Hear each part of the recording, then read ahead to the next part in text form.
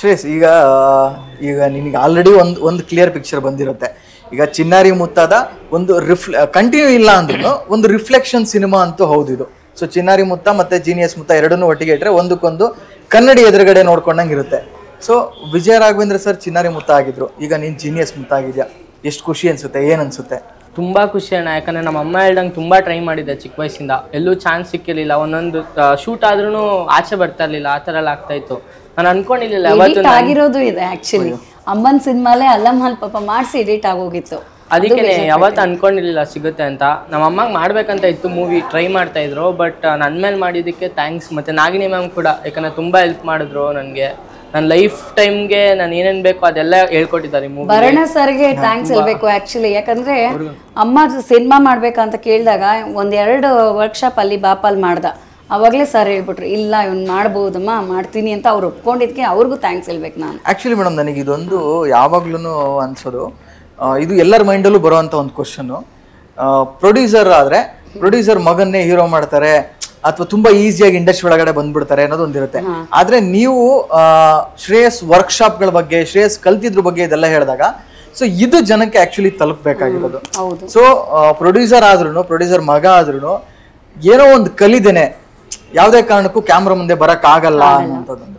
ಏನು ಗೊತ್ತಾ, ನನಗೆ ಇವಾಗ ನಾವು ಬಂಡಿ ಮಾಂಕಳಮ್ಮ ಟೆಂಪಲಲ್ಲಿ ಗೊತ್ತು ನಿಮಗೆ, ಸುಮಾರು ಸಿನಿಮಾಗಳು, ಸುಮಾರು ಸೀರಿಯಲ್ಗಳು ನಡೀತಾನೆ ಇರ್ತವೆ. ಮತ್ತು ನಾವು ಆರ್ಕೆಸ್ಟ್ರಾ ಮೂಲಕ ಬಂದಿರೋದು, ಮೂಲ ನಮ್ಮದು ಆರ್ಕೆಸ್ಟ್ರಾನೇ, ಮತ್ತು ಇವೆಂಟ್ಸು ಈ ಥರ ನಾವು ಬಂದಿರೋದ್ರಿಂದ ಸ್ವಲ್ಪ ಈ ಒಂದು ಬ್ಯಾಕ್ಗ್ರೌಂಡ್ ಇದೆ ನಮಗೆ, ಸಿನಿಮಾ ಟಚ್ ಇದೆ. ಏನೇ ಇದ್ದರೂ ಎಲ್ಲ ಕಾಂಟ್ಯಾಕ್ಟ್ಸಲ್ಲಿದ್ದರು, ಎಲ್ಲ ಫ್ರೆಂಡ್ಗಳೇ ಆಗಿದ್ರು ಕೂಡ ನನ್ನ ಮಗನಿಗೆ ಒಂದು ಯಾರೇ ಆದರೂ ಕ್ಯಾರೆಕ್ಟರ್ ಕೊಡೋಕ್ಕಾಗಿಲ್ಲ. ಆ್ಯಕ್ಚುಲಿ ಪ್ರೊಡ್ಯೂಸರ್ ಕೂಡ ನಮ್ಮನೇಲೇ ಇದ್ದಾರೆ, ದೊಡ್ಡ ಪ್ರೊಡ್ಯೂಸರೇ ಇದ್ದಾರೆ, ಅವರು ಕೂಡ ನಮಗೆ ರಿಲೇಷನ್ನೇ ಇದ್ದಾರೆ. ಹಂಗಿದ್ರೂ ಮಾಡೋಕ್ಕಾಗ್ತಿಲ್ಲ. ಮತ್ತು ತುಂಬ ದೊಡ್ಡ ದೊಡ್ಡ ಪ್ರೊಡ್ಯೂಸರ್ ಫ್ರೆಂಡ್ಸ್ ಇದ್ದಾರೆ ಅಪ್ಪನಿಗೆ, ನಮ್ಮ ತಂದೆಯವರಿಗೆ. ಸೊ ಹಿಂಗಿದ್ದಾಗ ಆಗಿಲ್ಲ. ಏನೇ ಇದ್ರೂ ಟ್ಯಾಲೆಂಟ್ ಇರಬೇಕು, ಲಕ್ ಇರಬೇಕು, ಮೇನು ಅದೃಷ್ಟ ಇದ್ರೇನೆ ಮುಂದಕ್ಕೆ ಹೋಗೋಕ್ಕಾಗದು ನನ್ನ ಪ್ರಕಾರ. ಹೌದು ನೋಡಿ, ಈ ತರ ಯಾರಾದ್ರೂ ಅನ್ಕೊಂಡಿರ್ತಿರಲ್ಲ, ಅವ್ರಿಗೆ ಮಾತನ್ನ ಕರೆಕ್ಟಾಗಿ ಕೇಳಿಸ್ಕೊಳ್ಳಿ.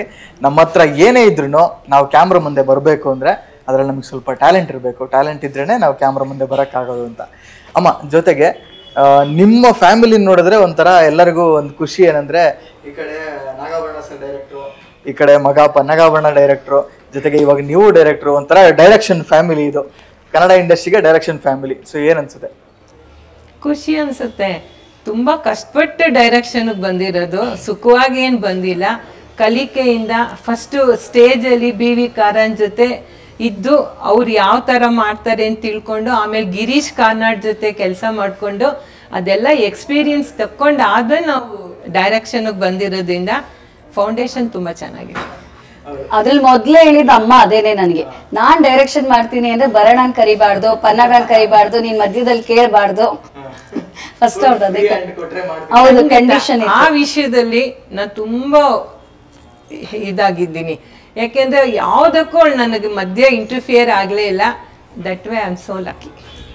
ಸೊ ನಿಮಗೆ ಏನು ಅನಿಸ್ತೈತೆ? ಈಗ ಶೂಟಿಂಗ್ ಸ್ಪಾಟ್ಗೆ ಹೋಗ್ತೀರಾ, ಯಾವುದೋ ಒಂದು ಸೀನ್ ನಡೀತಾ ಇರುತ್ತೆ, ಅಥವಾ ಶೂಟಿಂಗ್ ಪ್ರೋಸೆಸ್ನ ನೀವು ನೋಡ್ತಾ ಇದ್ರೆ ನಿಮ್ಗೆ ಯಾವ ಥರ ಫೀಲ್ ಆಗ್ತದೆ? ಆ್ಯಕ್ಚುಲಿ ನಾನು ಶೂಟಿಂಗ್ ಸೆಟ್ಗೆ ಹೋಗಿದ್ದೆ ಕಮ್ಮಿ ಈ ವಿಷಯ. ಯಾಕಂದರೆ ಹೇಳ್ಬೇಕು, ಯಾಕಂದರೆ ಅಮ್ಮನ ಮೇಲೆ ಬಿಟ್ಟಿದ್ನಲ್ಲ, ನಂಬಿಕೆ ಇತ್ತು ಮೇಯ್ನು. ಅಮ್ಮ ಚೆನ್ನಾಗಿ ಮಾಡ್ತಿದ್ರು. ಆ್ಯಕ್ಚುಲಿ ನಂದೇ ಒಂದು ಕ್ಯಾರೆಕ್ಟರ್ ಇಟ್ಟಿದ್ದಾರೆ ಅದ್ರಲ್ಲಿ ಸಣ್ಣದು, ಅದು ನನಗೆ ಬೇಕಾಗಿರ್ಲಿಲ್ಲ. ನಾನು ಹೇಳಿದೆ, ಅಮ್ಮ ಎಲ್ಲ ಪ್ರೊಡ್ಯೂಸರ್ ಗುಂಪೇ ಇರುತ್ತೆ ಅಂದ್ಕೊಳ್ತಾರಮ್ಮ, ನನ್ಗೆ ಮಾಡೋಕೆ ಇಷ್ಟ ಆಗಲ್ಲ ಇಂಥ ಸಿನಿಮಾಗಳಲ್ಲಿ ಅಂದೆ. ಇಲ್ಲಮ್ಮ, ಅದು ಅವಶ್ಯಕತೆ ಇದೆ, ನೀನು ಹಿಂಗಿದ್ಯೋ ಹಂಗೆ ಬಾ ಅಂತ ಅಂದ್ಬಿಟ್ಟು, ನಾನು ಇವಾಗ ಹಿಂಗೆ ಡ್ರೆಸ್ಅಪ್ ಆಗಿರ್ತೀನಿ ಎವ್ರಿ ಟೈಮು. ಸೊ ಹಿಂಗಿದ್ಯೋ ಹಂಗೆ ಬಂದ್ಬಿಡು, ಒಂದು ಸುಮ್ಮನೆ ಹಿಂಗೆ ಮಾಡು. ನನಗೆ ಈವನ್ ನನಗೆ ಲಾಸ್ಟ್ 5.1ನಲ್ಲಿ ಅಮ್ಮ ಸಿನಿಮಾ ತೋರಿಸಿದ್ರು, ಅಲ್ಲಿವರೆಗೂ ನನ್ನ ಕ್ಯಾರೆಕ್ಟರ್ ಹೆಸರೇ ಗೊತ್ತಿರಲಿಲ್ಲ. ಇಲ್ಲ ಯಾಕೆಂದ್ರೆ ಪಾಪ ಯಾವುದಕ್ಕೂ ಇಂಟರ್ಫಿಯರ್ ಆಗಿಲ್ಲ. ಕತೆ ಚೆನ್ನಾಗಿ ಗೊತ್ತಿತ್ತು, ಕತೆ ಇಷ್ಟ ಆಗಿತ್ತು. ಮಧ್ಯ ಬಂದ್ರೆ ಪಾಪ ಏನೂ ಗೊತ್ತಿರಲ್ಲ. ನಾವೇನೋ ಡಬ್ ಮಾಡ್ತಿರ್ತೀವಿ, ನಾವೇನೋ ಎಡಿಟ್ ಮಾಡ್ತಾ ಇರ್ತೀವಿ, ಯಾಕೆ ಹಿಂಗಿದೆ, ಯಾಕೆ ಹಂಗಿದೆ, ಅದು ಫೈನಲ್ ಆದ್ರೆ ತಾನು ಏನು ಅಂತ ಗೊತ್ತಾಗೋದು. ಅದಕ್ಕೆ ಕನ್ಫ್ಯೂಸ್ ಆಗೋದು ಬೇಡ ಅಂತ ನಾನು ಕರೀಲಿಲ್ಲ. ಫೈನಲ್ ಆದ್ಮೇಲೆ ಕರೆದು ತೋರಿಸ್ದೆ, ಖುಷಿ ಪಟ್ಲು. ಚೆನ್ನಾಗಿ ನನ್ಗೆ ಎಡಿಟಿಂಗ್ ರೂಮಲ್ಲೇ ಅಷ್ಟು ಚೆನ್ನಾಗಿತ್ತು ಸಿನಿಮಾ. ಅವಾಗೇ ಖುಷಿ ಆಯ್ತು, ಇಲ್ಲಮ್ಮ ಚೆನ್ನಾಗಿದೆ ಬಿಡಿ, ಮಕ್ಕಳ ಸಿನಿಮಾ ಇನ್ನು ಹಿಂಗಿರುತ್ತೆ, ಇದಕ್ಕಿಂತ ಮೇಲ್ ಮಾಡಿರೋದು ಗೊತ್ತಿಲ್ಲ, ಆದ್ರೆ ಅಮ್ಮ ಮಾಡ್ಕೊಟ್ಟಿರೋದು ನನಗೆ ತೃಪ್ತಿ ಆಗಿದೆ.